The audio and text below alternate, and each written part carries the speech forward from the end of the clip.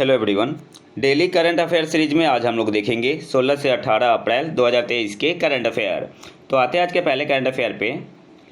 बालिकातन अभ्यास संयुक्त राज्य अमेरिका और किस देश के बीच आयोजित होने वाला वार्षिक सैन्य अभ्यास है? आपके पास ऑप्शन है फिलीपींस, ऑप्शन बी है जापान, ऑप्शन सी है भारत, ऑप्शन डी है इंडोनेशिया। सही आंसर क्या होगा? ऑप्शन ए आपका यहाँ पे सही आंसर हो जाएगा फिलीपींस। बालिकातन अभ्यास संयुक्त राज्य अमेरिका यूएसए और किस देश के बीच आयोजित होने वाला वार्षिक सैन्य अभ्यास है? तो ऑप्शन ए आपका यहाँ पे सही आंसर हो जाएगा फिलीपींस। नेक्स्ट आते हैं, मेरा गांव मेरी विरासत कार्यक्रम के तहत कितने गांवों को शामिल किया गया है? आपके पास ऑप्शन है 10,000, ऑप्शन बी है 50,000, ऑप्शन सी है 10 लाख, ऑप्शन डी है 1 लाख। सही आंसर क्या होगा? ऑप्शन डी आपका यहाँ पे सही आंसर हो जाएगा 1 लाख।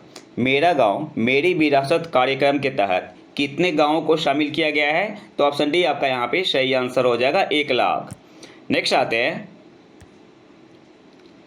आईएनएस तरमुगली को भारत के सागर मिशन के अनुरूप किस देश में स्थानांतरित किया जा रहा है? आपके पास ऑप्शन है इंडोनेशिया में, ऑप्शन बी है बांग्लादेश, ऑप्शन सी है मालदीव, ऑप्शन डी है जापान। सही आंसर यहाँ पे क्या होगा? ऑप्शन सी आपका यहाँ पे सही आंसर हो जाएगा मालदीव।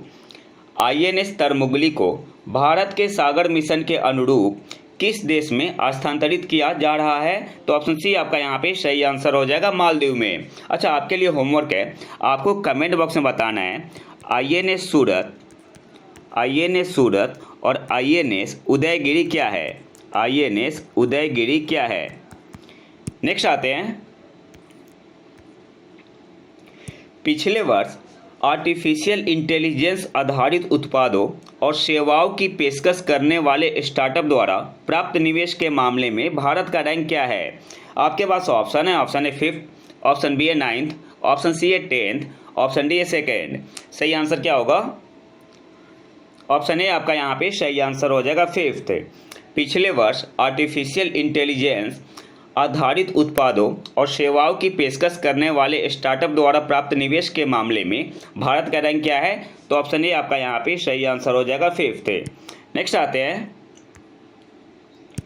किस देश का राशिद रोवर 25 अप्रैल को चंद्रमा पर उतरेगा?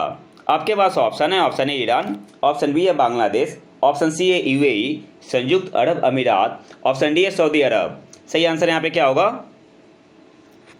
ऑप्शन सी आपका यहाँ पे सही आंसर हो जाएगा यूएई संयुक्त अरब अमीरात। किस देश का राशिद रोवर 25 अप्रैल को चंद्रमा पर उतरेगा? तो ऑप्शन सी आपका यहाँ पे सही आंसर हो जाएगा यूएई। और यूएई के स्पेस सेंटर का नाम क्या है? मोहम्मद बिन राशिद स्पेस सेंटर। और ये कौन सा मिशन है? हाकुतो आर मिशन।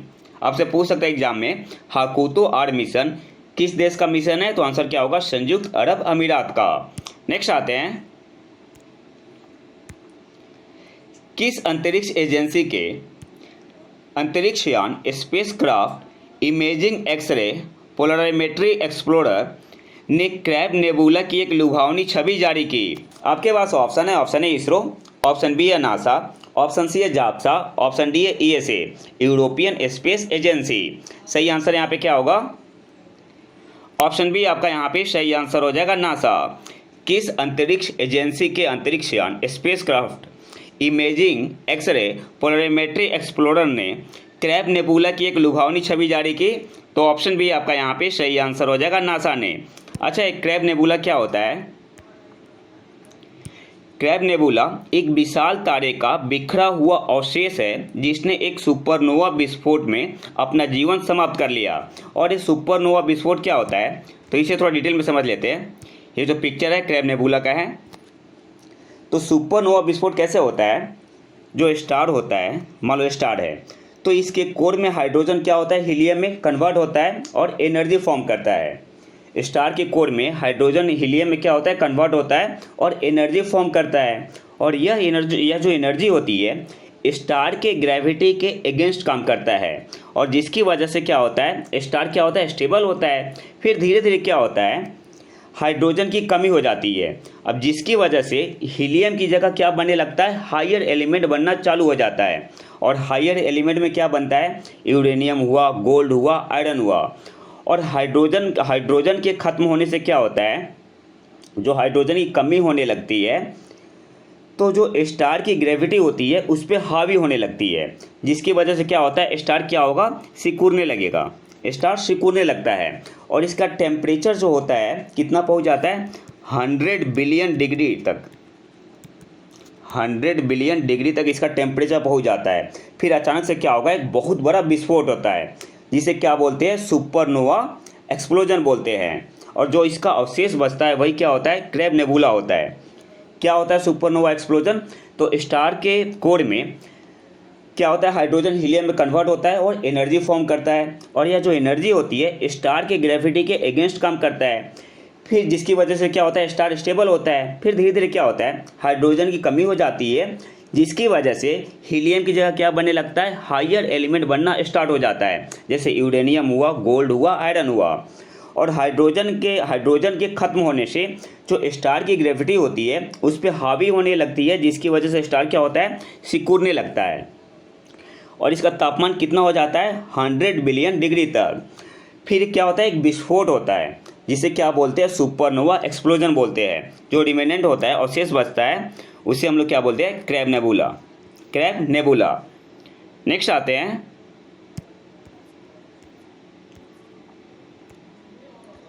भारत ने किस देश को 10,000 टन गेहूं भेजने के लिए विश्व खाद्य कार्यक्रम के साथ एक समझौता ज्ञापन पर हस्ताक्षर किए। आपके पास ऑप्शन है भूटान, ऑप्शन बी है नेपाल, ऑप्शन सी है पाकिस्तान, ऑप्शन डी है अफगानिस्तान। सही आंसर यहाँ पे क्या होगा, ऑप्शन डी आपका यहाँ पे सही आंसर हो जाएगा, अफगानिस्तान। भारत ने किस देश को 10,000 टन गेहूं भेजने के लिए विश्व खाद्य कार्यक्रम के साथ एक समझौता ज्ञापन पर हस्ताक्षर किए, तो ऑप्शन डी आपका यहाँ पे सही आंसर हो जाएगा। किससे भारत गेहूं भेजेगा, अफगानिस्तान को। नेक्स्ट आते हैं, पूर्वोत्तर का पहला एम्स का उद्घाटन किस राज्य में किया गया। आपके पास ऑप्शन है असम, ऑप्शन बी है अरुणाचल प्रदेश, ऑप्शन सी है मणिपुर, ऑप्शन डी है मिजोरम। सही आंसर क्या होगा, ऑप्शन ए आपका यहाँ पे सही आंसर हो जाएगा, असम। नॉर्थ ईस्ट का पहला एम्स का उद्घाटन किस राज्य में किया गया, तो ऑप्शन ए आपका यहाँ पे सही आंसर हो जाएगा, असम में। नेक्स्ट आते हैं, बुजी ब्रिज किस देश में है। आपके पास ऑप्शन है पाकिस्तान, ऑप्शन बी है भूटान, ऑप्शन सी है मोजाम्बिक, ऑप्शन डी है नेपाल।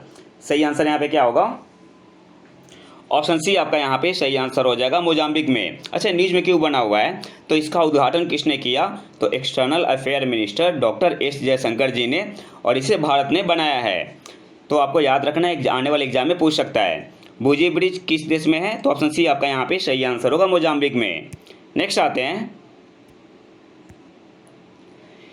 किस संस्था ने हाल ही में भारत के इलेक्ट्रिक वाहन उद्योग की मूल्य श्रृंखला के विकास को बढ़ावा देने के लिए मिशन 50 के EV4eCO का पायलट संस्करण लॉन्च किया है। आपके पास ऑप्शन है सेबी ने, ऑप्शन बी है सिडबी, ऑप्शन सी है नाबार्ड, ऑप्शन डी है LIC। सही आंसर यहाँ पे क्या होगा, ऑप्शन बी आपका यहाँ पे सही आंसर हो जाएगा, सिडबी ने। किस संस्था ने हाल ही में भारत के इलेक्ट्रिक वाहन उद्योग की मूल्य श्रृंखला के विकास को बढ़ावा देने के लिए मिशन 50 के EV4eCO का पायलट संस्करण लॉन्च किया, तो सही आंसर क्या होगा, ऑप्शन बी आपका यहाँ पे सही आंसर हो जाएगा, सिडबी। अच्छा, आपको कमेंट बॉक्स में बताना है कि सिडबी का हेडक्वार्टर कहाँ है और नाबार्ड के चेयरपर्सन कौन है। नेक्स्ट आते हैं, मिर्चा चावल जिसे हाल ही में GI टैग मिला है किस राज्य या केंद्र शासित प्रदेश में है, किस राज्य या केंद्र शासित प्रदेश से है। आपके पास ऑप्शन है असम, ऑप्शन बी है सिक्किम, ऑप्शन सी है उड़ीसा, ऑप्शन डी है बिहार। सही आंसर यहाँ पे क्या होगा, ऑप्शन डी आपका यहाँ पे सही आंसर हो जाएगा, बिहार। मिर्चा चावल जिसे हाल ही में GI टैग मिला है किस राज्य या केंद्र शासित प्रदेश से है, तो ऑप्शन डी आपका यहाँ पे सही आंसर होगा, बिहार। और बिहार में कहाँ से, वेस्ट चंपारण, पश्चिमी चंपारण से। नेक्स्ट आते हैं,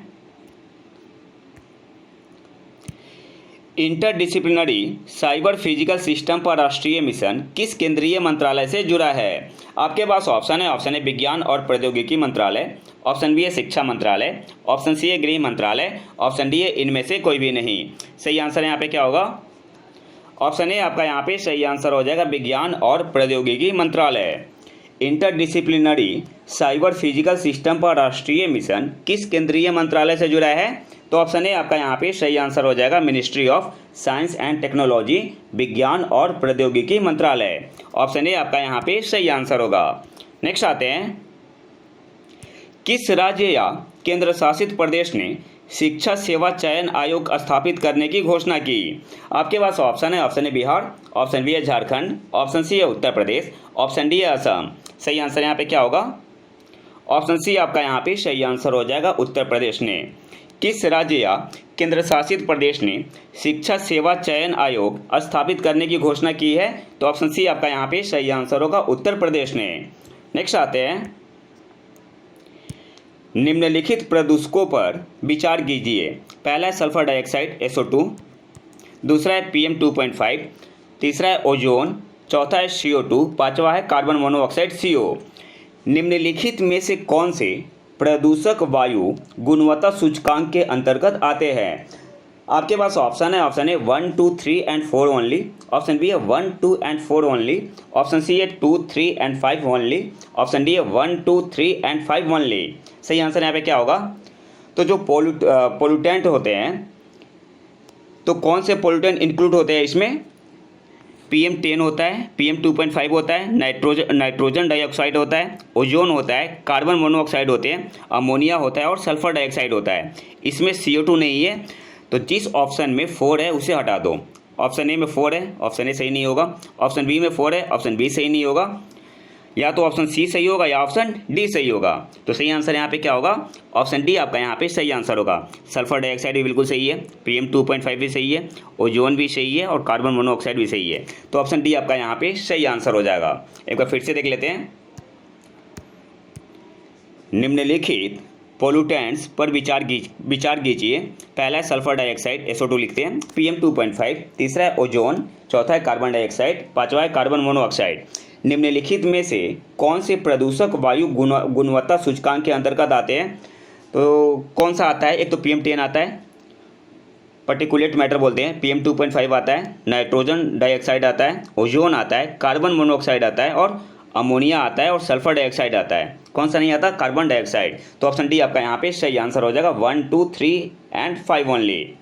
इसके अलावा आपको याद रखना है, अभी हाल ही में वर्ल्ड एयर क्वालिटी रिपोर्ट का इंडेक्स आया हुआ था, जिसमें भारत की रैंक कितनी थी? भारत की रैंक थी 8वीं। कौन सा देश फाइनेंशियल ईयर 2023 में 128.55 बिलियन अमेरिकी डॉलर के साथ भारत का सबसे बड़ा व्यापारिक भागीदार बनकर उभरा है? आपके पास ऑप्शन है, option A USA America, option B है UAE, ऑप्शन सी है चीन, ऑप्शन डी है ऑस्ट्रेलिया। सही आंसर क्या होगा? ऑप्शन ए आपका यहाँ पे सही आंसर हो जाएगा USA और सेकंड पे कौन है? चाइना है। कौन सा देश फाइनेंशियल ईयर 2023 में 128.55 बिलियन अमेरिकी डॉलर के साथ भारत का सबसे बड़ा व्यापारिक भागीदार बनकर उभरा है? तो ऑप्शन ए आपका यहाँ पे सही आंसर हो जाएगा USA या अमेरिका। और दूसरे स्थान पे कौन है? दूसरे स्थान पे है चाइना। नेक्स्ट आते हैं, भारत में एप्पल के पहले 2 रिटेल स्टोर किन 2 शहरों में खुलेंगे? आपके पास ऑप्शन है, ऑप्शन ए कोलकाता और गुवाहाटी, ऑप्शन बी है दिल्ली और मुंबई, ऑप्शन सी है दिल्ली और जयपुर, ऑप्शन डी है जयपुर और मुंबई। सही आंसर क्या होगा? ऑप्शन बी आपका यहाँ पे सही आंसर हो जाएगा दिल्ली और मुंबई। मुंबई में तो खुल भी गया, तो सही आंसर क्या हो जाएगा? ऑप्शन बी दिल्ली और मुंबई। नेक्स्ट आते हैं, जिला विकलांगता पुनर्वास केंद्र किस केंद्रीय मंत्रालय की एक पहल है? आपके पास ऑप्शन है, ऑप्शन ए वाणिज्य और उद्योग मंत्रालय, ऑप्शन बी है सामाजिक न्याय और अधिकारिता मंत्रालय, ऑप्शन सी है केंद्रीय स्वास्थ्य और परिवार कल्याण मंत्रालय, ऑप्शन डी है इनमें से कोई भी नहीं। सही आंसर क्या होगा? ऑप्शन बी आपका यहाँ पे सही आंसर हो जाएगा सामाजिक न्याय और अधिकारिता मंत्रालय।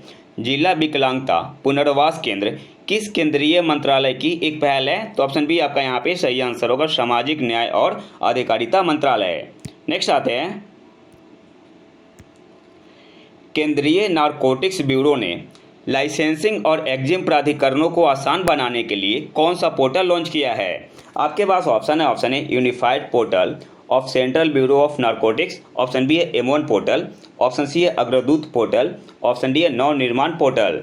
सही आंसर क्या होगा? ऑप्शन ए आपका यहाँ पे सही आंसर हो जाएगा unified portal of central bureau of narcotics.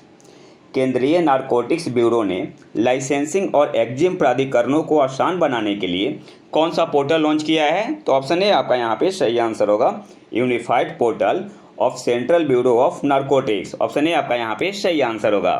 Next आते हैं, हादसा और तस्करी database incident and trafficking database किस अंतर्राष्ट्रीय संगठन का सूचना डेटाबेस है? आपके पास ऑप्शन है वर्ल्ड बैंक, ऑप्शन बी है अंतर्राष्ट्रीय परमाणु ऊर्जा एजेंसी IAEA, ऑप्शन सी है world economic forum, option D है इनमें से कोई भी नहीं। सही आंसर क्या होगा? ऑप्शन बी आपका यहाँ पे सही आंसर हो जाएगा अंतर्राष्ट्रीय परमाणु ऊर्जा agency. Incident and trafficking database किस अंतर्राष्ट्रीय संगठन का सूचना डेटाबेस है? तो ऑप्शन बी आपका यहाँ पे सही आंसर होगा अंतर्राष्ट्रीय परमाणु ऊर्जा एजेंसी का। और आज के आखिरी करंट अफेयर पे आते हैं, हाल ही में खबरों में रहा कोलिस्टीन क्या है? आपके पास ऑप्शन है कोविड वेरिएंट, ऑप्शन बी है कैंसर की दवा है, ऑप्शन सी है मिसाइल है, ऑप्शन डी है एंटीबायोटिक ड्रग। तो सही आंसर यहाँ पे क्या होगा?